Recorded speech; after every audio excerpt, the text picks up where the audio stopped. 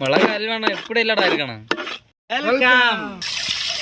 இன்னைக்கு நம்ம என்ன பண்ண போறோம்னா இந்த மிளகாயில தான் கேசரி பண்ண போறோம். புரியுதா? கேசரியா? ஆமா, நான் சொல்றதை நீ அப்படியே செஞ்சா போதும். சரி சொல்லு. இது மிளகா. இந்த மிளகா நீ அப்படியே நீட்டா கழுவி எடுக்கணும். சரியா? இப்ப என்ன செய்யணும்னா செல்லியாச்சுடா ஓய். செல்லியாச்சு இருந்தாலும் வரைக்கும் அப்படி என்ன நீ வேலை வேண்டவே பாது. ஏன்னா நான் செஃப் ஓய் மிளகா செப்பு கேசரி பண்ணோம். வந்து நான் கத்துக்கிட்ட மொத்த வித்தையும் இறங்கி கண்டுபிடிச்ச ஐட்டமாக இந்த மிளகா கேசரி. இது நான் பல நாடுகளில் போய் செஞ்சிருக்கேன். அதனால அந்த நாடெல்லாம் ஃபேமஸ் ஆச்சு. ஓய் நெட்டில் எடுத்து போட்டு நீ என்ன வேணும்? நம்ம நீரை அப்படியே அரைச்சி எடுக்க போறோம். அம்மிய வாடகையில கொடுத்துரு ஓய். சரி, இனி மிக்சியை யூஸ் பண்ணும், வேற வழி இல்லை. என்னதான் இருந்தாலும் அம்மியில் அரைக்கிற மாதிரி வராது, மிக்சியில தான் பண்ண ஆகணும். ஓகே மக்களை, நீண்ட நேர போராட்டத்துக்கு பிறகு மிளவை அரைச்சாச்சு, சீனியே பொடிச்சாச்சு, கடைக்கு போயிட்டு வந்தாச்சு. சரி இனி சமையலை தொடங்கும். முதல்ல இந்த மாவு எல்லாத்தையும் இதுல தட்டி நல்லா பிசையணும். ஓய் இங்க இடம் இல்லை, அங்க போய் ஒதுங்கி நின்னா மதி. என்னம்மா ஓய்? யாருக்கு தெரியும்? சோள மாவு. அப்படியா?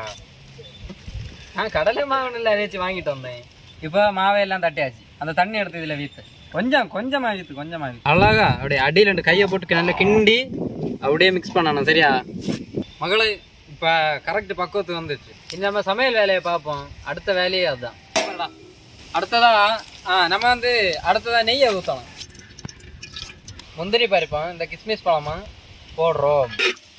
இந்த மிளகோட பச்சை வாடை போடுறதுக்கு இதை நெய்யில் போட்டு கிண்டி எடுக்கிறோம். மிளகோட பச்சை வாடையெல்லாம் போயாச்சு. இனி நம்ம அந்த பொடிச்சு வச்ச சீனியை தட்டும். இதுதான் ஏலக்காய் போட்டு இடிச்சு வச்ச சீனி. செஃப் என்றழைங்கள். இதை நல்லா பக்குவமா கிண்டி எடுக்கணும். அடடே, என்ன மனம் மிளகா அல்வானா எப்படி இல்லடா இருக்கணும். இப்போ நம்ம கலக்கி வச்ச சோள மாவை வீத்துறோம்.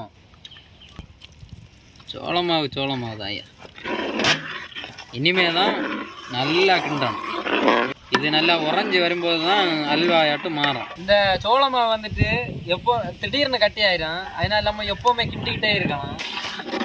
இப்போ பார்த்தீங்கன்னா நல்ல பருவத்துக்கு வந்தாச்சு. அல்வா இப்படி தான் இருக்கும். என்னதான் சீனி எல்லாம் போட்டாலும் இதில் கொஞ்சம் காரம் இருக்கும். அந்த காரம் மாறுறதுக்கு தான் இந்த லெமனை பிழிஞ்சு வைத்தணும். பல வித்ததை படிச்சு வச்சிருக்க முடியுது. ஜப்பான் போனப்போ படித்தது இந்த வித்தை. அல்வா வந்து இப்போ இறக்குறதுக்கு தயாராகிடுச்சு. தேவை என் சேவை. என்ன மனம்.